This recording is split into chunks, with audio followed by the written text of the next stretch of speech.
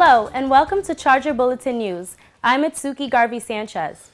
The Office of Residential Life implemented some changes to residence halls over the break. Celentano Hall now has a card reader so students can enter through the back entrance.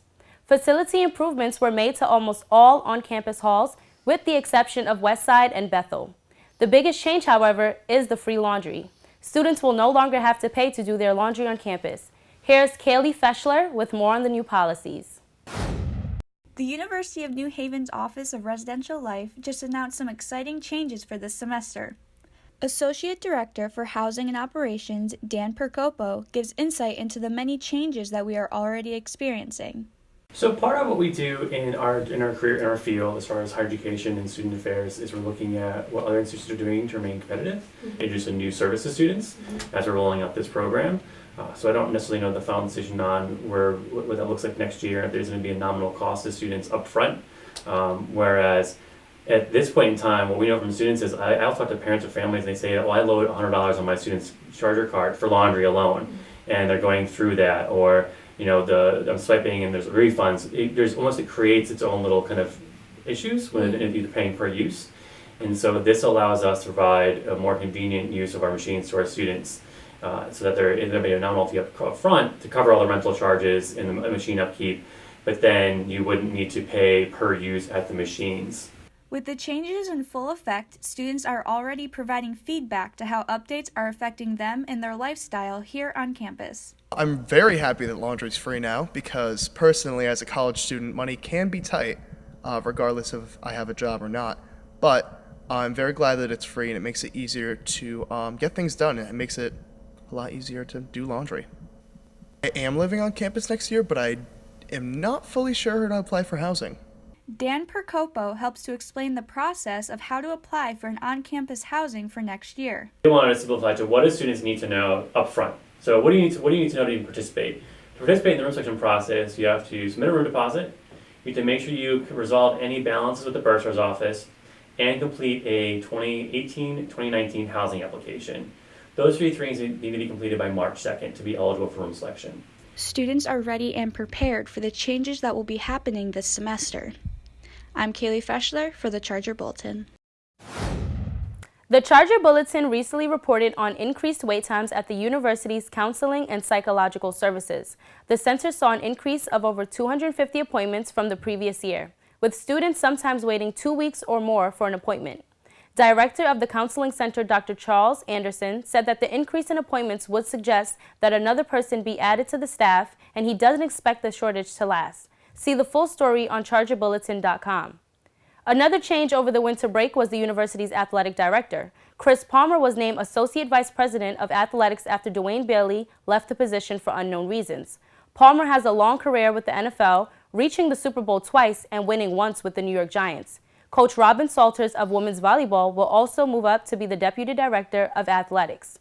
And now for your Charger Sports Update, we go to Cameron Haley. Thanks, Mitsuki.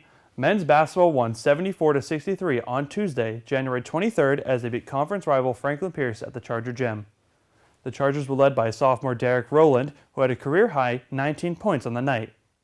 Senior Danny Upchurch and sophomore Elijah Bailey also contributed with 18 and 10 points respectively. Women's basketball snapped their three-game losing streak by beating Franklin Pierce 66-47 on Tuesday at the Charger Gym. New Haven was led by junior Alexandra Kerr, who had 19 points and 4 rebounds. Kerr is the 24th Charger in the program to reach 500 career rebounds. Chargers will take to the court on Saturday, January 27th, as they split a doubleheader on the road against Southern New Hampshire. And that's all for sports, and back to you, Mitsuki. The Charger Bulletin's cover story this week was about the notable lack of diversity in the University of New Haven faculty. Here with us to talk about it is Kiana Quinones, who reported on this issue. Kiana, thanks for being here. So Kiana, what did you find out while working on this piece? I found out what I kind of expected to find out, which was that about 3/4 of the faculty and administration at the university were white, and it just kind of proved that we did have diversity problems. So I kind of went further and talked to students about if they noticed this issue as well and how it impacted them. How has the issue of diversity impacted students at the university? From the students that I spoke to, a lot of them had concerns about just their perception in the classroom, the way that their issues were regarded in the setting. A lot of them didn't feel like they were heard or that their point of view was respected, even though they were living a certain experience. You talked to former Dean Alvarez. Can you tell me a little bit more about what you learned from that conversation? Yes, we talked about how when employers are looking for new employees, they kind of stay within the same circles, which can be the circles that they know or that, say, someone who already works there knows. And when your school is, like ours, approximately 3/4 white, then their circle may represent them a lot.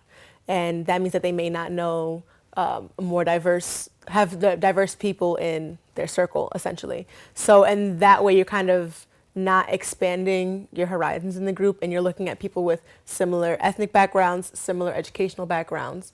And a good point that she brought up that I really liked was that, you know, somebody who is an amazing teacher, but who might have been educated at a community college or it wasn't an Ivy League school, if you're only working with Ivy League professors, then you're only going to get professors with Ivy League education, which isn't a bad thing, but it is one perspective. So she was saying that the challenge was kind of breaking out of those circles and finding great professors with different backgrounds, different education, and just exploring that side of the search. Kiana, thanks for being here. The influenza virus usually sees its peak around mid-February, but the virus has been spreading in communities all over the country earlier than expected. The University Health Services Office released a flu warning this week, urging students to be especially cautious around the disease. Students are encouraged to fill out the flu notification form, which will allow health services to monitor their symptoms. For more information on the flu virus and how to prevent it from spreading, contact health services. That's all for Charger Bulletin News. Make sure to follow us on social media to keep up with the latest news at the University of New Haven. For the Charger Bulletin, I'm Mitsuki Garvey Sanchez.